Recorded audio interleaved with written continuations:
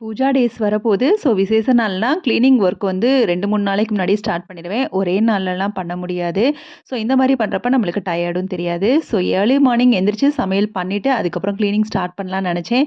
லீவுங்கிறது மைண்ட்ல செட் ஆனதுனால எழுந்திரிக்கவே லேட் ஆயிருச்சு. ஸோ பிரேக்ஃபாஸ்ட்டு கடையிலருந்து வாங்கிட்டு வந்தாச்சு. இட்லி தான் வாங்குனோம். இந்த ஒரு கடையில மட்டும் தான் இட்லி பிடிக்கும். அதனால என்னவோ அங்கேயே இட்லி வாங்கியாச்சு. ஃபர்ஸ்ட்டு முடிச்சுட்டு இருந்தாலும் கொஞ்சம் லேசினஸ் இருந்தனால ஒரு 1/2 அன் ஹவர் கழிச்சு தான் ஒர்க் பண்ணவே ஸ்டார்ட் பண்ணேன். ஃபர்ஸ்ட் டேங்கிறதுனால சின்ன சின்ன கிளீனிங் ஃபர்ஸ்ட்டு முடிச்சுக்கலாம் அப்படிங்கிற மாதிரி அங்கங்க ஜன்னல், ஃப்ரிட்ஜ் இந்த மாரி இடத்துல வந்து தூசி தட்டி வைக்கிறது. கிளாஸ் கபோர்டெல்லாம் காலின் ஊத்தி நல்லா வந்து கிளீன் பண்ணி வைக்கிறது. அப்புறம் இந்த மாரி எண்ணெய் பாட்டில வந்து தொடச்சு வைக்கிறது.